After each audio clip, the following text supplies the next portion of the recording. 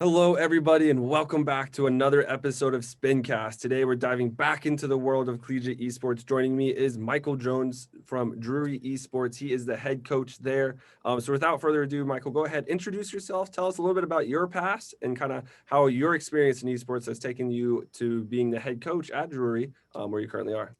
Yeah, thank you, Kyle. Thank you so much for having me. I'm really glad to be here.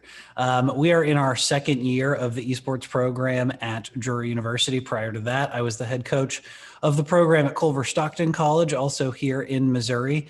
I've been a lifelong gamer. I think my first competitive esports title was StarCraft, which I was not very good at, and then played quite a bit of Halo, which I was a little better at, but still not quite good at. Yeah. And I really got into esports and sort of the modern age, as it were, with League of Legends. I started playing that in season 3 with some friends and have been really passionate about that ever since. When I graduated college, I wasn't sure what I wanted to do. And so I moved to South Korea for a year. And was an English teacher. And while I was over there, I saw a lot of the news. I think a year or two before that was the year that Robert Morris had started the first varsity esports program that I kind of saw in the news around LOL esports. But it was that year that I was in Korea that it went from 1 or 2 schools officially offering scholarships and having varsity programs to 14 or 15.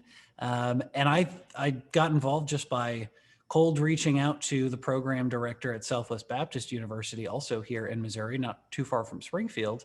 And I actually went to college, not here at Drury, but at Missouri State, which is here in Springfield. So I had a history in the region. And I reached out to their program director at Southwest Baptist at the time, Chris Allison, who was very helpful. And he works now over at Geeks, which is like a networking esports website. I think it's GEEX. Just wanted to give him a little plug because he was very helpful in getting me started in this space and allowed me to work with them as sort of a remote analyst while I was over there in Korea. And that's what really got me interested in it. And all through my youth and my college career, I had a lot of experience in different leadership roles in student organizations and things. So this seemed sort of like the perfect hybrid of my interests and my skill sets. So I started at Culver Stockton. I was there for a year, and then I was very fortunate to be reached out to help start the program here at Drury. And it was nice to come back to Springfield, where I'd spent basically most of my adult life outside of that year in Seoul. So yeah, that's kind of my origin story that brought me here to Drury. Awesome. Sounds great. A ton of experience, to say the least, which is awesome because I'm sure you can pour that experience into developing and continuing to grow Drury Esports, which is all we want to see at the end of the day, which is awesome. Kind of focusing on Drury in particular now, tell me what games y'all compete in, what competitions and leagues you compete in, to give us to give the high school students watching a really good picture of what the program looks like A to Z. Yeah, that's a great question. And I especially like that you touched on, what leagues do we play in? Because anymore, there are so many. And that is one of the major challenges of collegiate esports, is that it's constantly shifting. And there's always something new, even over the course of a year. 2 or 3 new tournament organizers might pop up. So the Drury Esports program is a member of NACE, the National Association of Collegiate Esports, which is not sort of the only name in the varsity collegiate esports space, but I think it's the largest in terms of overall membership. Shameless plug, I also serve as the chair of NACE's Competition Council. So I lead a group of my peers, fellow coaches and directors at member institutions to plan and implement these competitions. So I kind of place those a little higher on the totem pole in our internal calculus on which leagues we compete in. And that's only because those competitions are on sort of set schedules against other varsity programs. There's a very low rate of forfeits, and it's just overall fairly well organized and smooth to compete in. It is not the most competitive league or tournament series in all of collegiate esports, and that's because it is just for varsity schools that are members of NACE. So for us, and I think every other program, sort of the top tier competition in any given game is the one ran by the game's developers. So we currently have teams in League of Legends, Rocket League. This year we added Overwatch and Super Smash Bros. Ultimate. And we're looking at potentially adding a few more the next school year, potentially some mainstream titles like Counter-Strike or Valorant. maybe Call of Duty, as well as some more niche things. I'd really like to add iRacing at some point. We're looking to VR esports, but that is sort of on the horizon. At the moment, we have those 4 teams, or rather we have teams competing in those 4 games. Within each game, we might have 2 to 3 rosters. Our top competitive roster represents us in NACE competition as well as in the top level competition ran by developers. So in the case of League of Legends, that would be CLOL in the spring. We're also a member of a partner conference for CLOL. We're part of the Midwest Esports Conference, which is very nice because we get to play a full double round robin season against predictable opponents, as opposed to CLOL's normal 6-game Swiss format.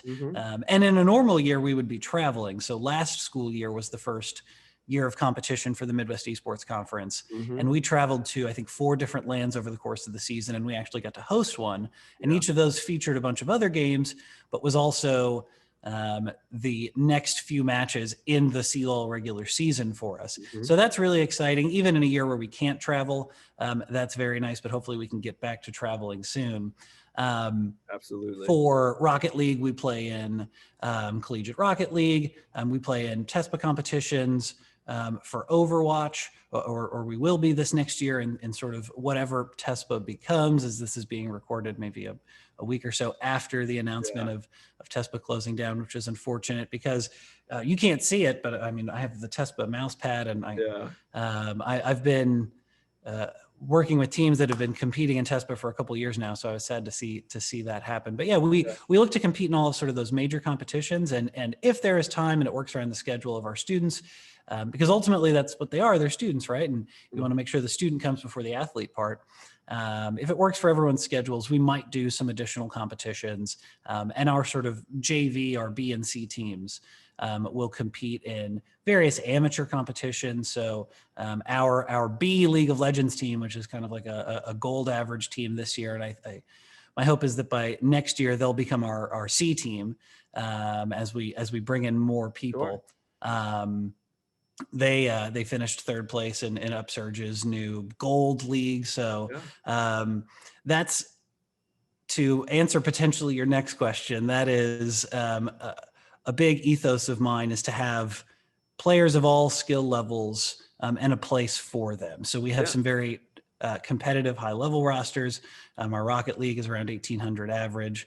Our League of Legends team is all Diamond Plus. But if you're brand new to a game, even, I want you to be able to get involved, because this is not like a traditional sport where in order to get recruited to go to college, you have to have been playing for 15 years in school and in traveling AAU style leagues. And so whatever your experience or background, I want there to be a place for you in the program if you're interested. Absolutely. That's awesome to hear, because that's kind of the potential of esports, right? Is that there's so many ways to compete, right? You can touch on it earlier. There's so many different competitions in collegiate esports that, you really have to pick. There's probably, 10, 12 bigger ones, right, that everyone kind of touches in some way or another. But at the end of the day, playing in 10 different competitions with one roster is really, really difficult, right? So having more rosters with more of that range, I could play in some of those lower tier, silver tier, bronze tier type, competitions is really, really beneficial, because it gives those students the opportunities. And also, like I said, there's just so many opportunities there. But kind of moving to my next question is, explain to me the typical practice day of any of your games. Doesn't matter which one, pick one. What a typical practice day looks like, to really kind of show, how intensive collegiate esports is in the preparation, especially for some of these bigger events like CRL or CLOL, or some of these big prize pool events. Yeah, that's a great question. It really depends first on the nature of the game. Almost every game does not lend itself well to sort of drilling like you might in a traditional sport. So if you come from that background, if you're on your school soccer or basketball team, there's not really an equivalent of layup lines or something like that. You can kind of do that in Rocket League, which is nice. You can individually drill and get certain skills into your fingers. But otherwise, most practices consist of scrimmages against other collegiate teams or amateur teams as well. So that will just sort of begin with a warm-up 30 minutes to an hour before the scrim is scheduled to start. You might come in and just play a game or hop into a fun game mode. Either way, it's just to get your fingers moving and your brain warmed up. You might review some notes from the previous practice session that you left for yourself in sort of a journal that will help you set goals and an intention for the day so that you're not just there to sort of mindlessly play for fun, which is totally worthwhile when you want to blow off some steam and relax after a long day.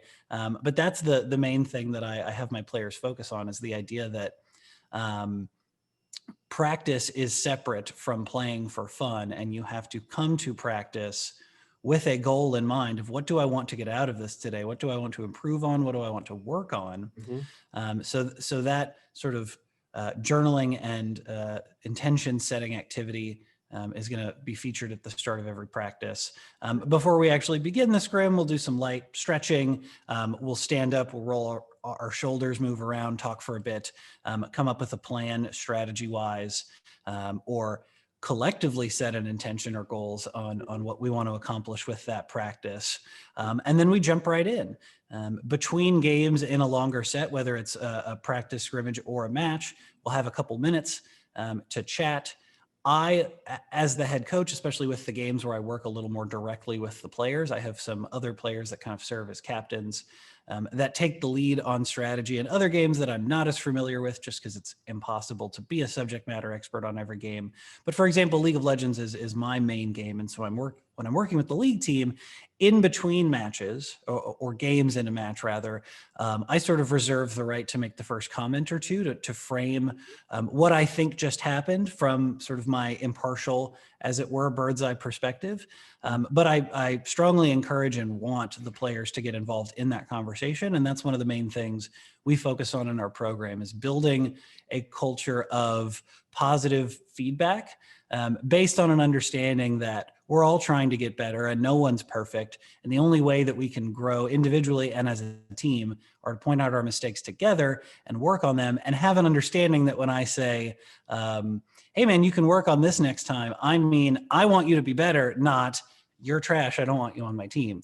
So it's a constructive act that shows your teammates that you do care about them and that you want to grow together. So that sort of communication and feedback is really key.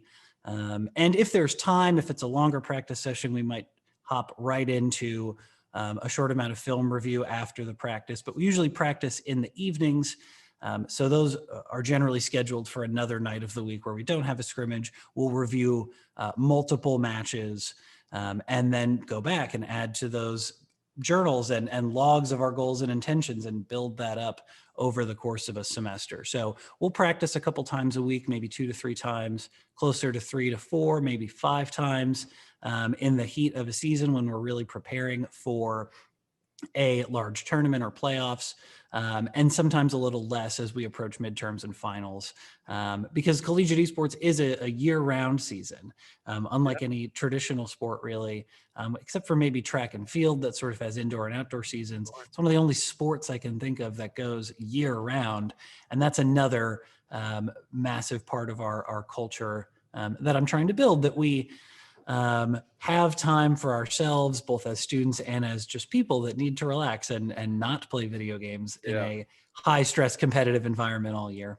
Exactly. Totally agree, especially in that last point. I think there's that mentality that like you said, that like, hey, esports really truly is year round, every day, right? There's usually at least some kind of free to enter competition going on every single day of the year.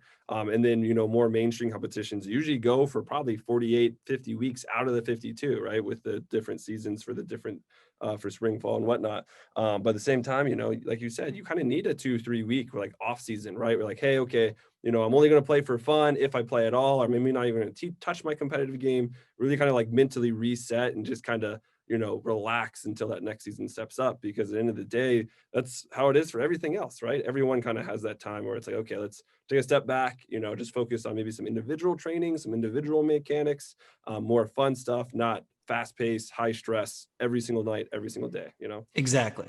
Totally agree with you on that. Kind of moving, my next question is, talk to me about your recruiting process, right? So how do you get, your freshman class, incoming and or transfer students to ensure that you continue to maintain the current level you play at that high level, but also, keep growing as well? Yeah, that's a great question. So we, if you're interested in our program and you'd like to set up a chat with me, you can visit our website, esports.drury.edu. There's a recruitment form on that website. So you can fill that out. That is the most direct way to reach out to me. You can also reach out to me on Discord. So I tend to post in a lot of different servers, some specifically for collegiate recruiting. Others are high school esports servers. And that's an area where I've really tried to get plugged in and help the teachers and staff that have the same passion that I do, but maybe not the same expertise in a particular game, or time to really dive into those games. I work a lot with the Missouri High School Esports Association. I've been to a lot of events ran by the Illinois High School Esports Association, and I've recruited some students from Wisconsin who competed at schools that are members of the Wisconsin High School Esports Association. So you're starting to get see a pattern here where, for me, that is how I would like to see high school esports grow is every state have sort of their own dedicated grassroots nonprofit effort ran by teachers and faculty and staff, as opposed to sort of one centralized private business to offer that as a solution, which I think those companies are fine and offer good tournaments. But ultimately, you need a group that's going to be there looking out for the needs of the students and is there protecting them. And in many states, in many cases, the normal high school athletics and activities association is not well equipped to run esports. So I think the growth of these groups is very important. And I work with them a lot to develop programs at high schools so that by the time a student gets to Drury or gets to a college esports program, they've been on a team and actually competed in an organized way for a few years. Because that's been the biggest challenge in recruiting for so long, is that you can find very strong players that are driven and competitive and have maybe been on a team that's competed at a high level, but there's not the same infrastructure around esports as there are in traditional sports, like I mentioned earlier. So almost no one has been doing this their whole life. No one has been coached from a young age and understands what that is like and what a relationship with a coach should be, and has been used to getting sort of constructive feedback and criticism. So I think that's key, and that's one of the main places that I look for recruits as well. Regardless of your skill level, if you've participated in an organized way with your school or some other program, that holds a lot of weight for me, because it shows that you've been on a team and you can give and receive that constructive criticism, and that you have the desire and passion and drive to improve at your chosen title. So those are the main things I look for. Otherwise, I use a variety of different websites. You guys have actually been very helpful and have just sent along a couple names of potential Rocket League recruits that I'll be reaching out to. So it's a variety of things. It's getting plugged into our local community. There's 6 public high schools in Springfield, Missouri, and a few private ones. Springfield is the 3rd largest city in the state. So it's sort of been a balanced approach of finding folks from all over that want to transfer, particularly if they're a good fit for our institution. Drury is a private liberal arts college.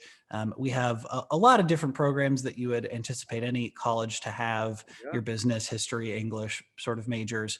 But we also have computer science and game design. We have a particularly strong cybersecurity program. We also have an excellent architecture program. That is something we're actually fairly well known for. So if that's something you're looking at studying, you might already have us on your radar, because we're one of the best architecture schools in the country. Shameless plug there for our institution. I suppose this whole thing is, but wanted to share that little tidbit, because that's another thing I look for. And often one of the first questions I ask when a recruit reaches out, because many students get very excited about the prospect of an esports scholarship and go, "Oh, please sign me up. I'm all about it." And it's like, well, make sure that the school is a good fit for you first, because unlike 5 years ago, this is no longer a unique opportunity that you can only find at 2 or 3 schools. There's over 200 schools across the country that are offering scholarships for esports. So that's the other part of my recruitment process, is that I want to make sure that I get to know the student and their needs and interests, so that I can ultimately help them find the right fit for them. Because if they're only somewhat interested in Drury and I mislead them into thinking that this is going to be a good fit, then they're going to transfer in a year or two, and they're not going to be happy with their experience. So I want someone who wants to be here, where this is going to be a good fit for them. And I often refer students to other institutions or help place them at other schools that would be a better fit for them. Awesome. That's fantastic to hear. That's so great because it really speaks that, you know, we're all kind of in this for the betterment of the student, right? Not necessarily our program or our business. Yep. What are those pathways? What are those opportunities and what best fits that student? So at the end of the day, it's the most important part, right? Making sure that the student is able to pursue what they want, where they want, and how they want, right? If they want to play Rocket League at an institution with architecture, you know, you'd be a good fit, you know, or if you want to play, you know, maybe something like Call of Duty, but yeah, it is school in the West Coast. Well, that kind of, you know, takes it in a different direction, but at the same time, having that connectability is super, super important.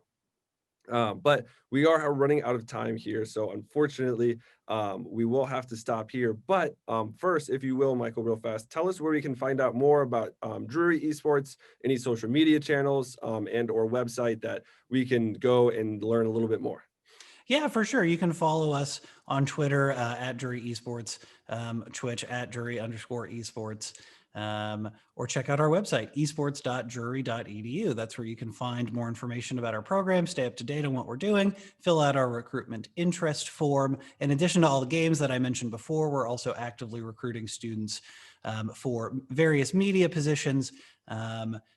And coaching and analysis roles as well. So whether you're interested in graphic design or shoutcasting, social media management, videography, photography, any and all of those things, we would love to have you join the program. And you're eligible for scholarships just like our competitive title gamers. So thank you so much for having me today, Kyle. I really appreciate the opportunity to chat. Absolutely. I absolutely love to see programs like yourself, like yours, because it's so important to me to see others, the way you're focusing on all the different avenues, right? Like you said, having those video editors, the media managers are so important because they're just as important as the players, right? For the marketing and the visual side of it to make sure that your program gets seen and having that focus both inside the game and outside the game is something that I hold closely to my heart and it seems you do as well. So absolutely great program there out there in Missouri. Super excited to see y'all's continued success and growth. But to all our viewers and listeners, thanks for staying around the entire time. Stay healthy and stay happy out there. COVID's still a thing, unfortunately. Hopefully it goes away, as you said earlier, so we can get our lands back because I miss them desperately. Same, But so as soon as much. it's safe, I know lands will literally be everywhere. I actually saw a study that came out that did just a market survey that said that like it's like 82% of gamers are so primed to go back to lands that they're expecting complete sellouts on every single land that really kind of happens in any kind of medium scale or higher. Let's hope so. I have a lot of friends that work in that space and they need Exactly. it. So Exactly. Yeah. I mean, if you're in the land business right now, it's obviously very tough being that you can't host your business model. So yep. I agree there. But everyone, thanks for sticking around. Stay plugged in.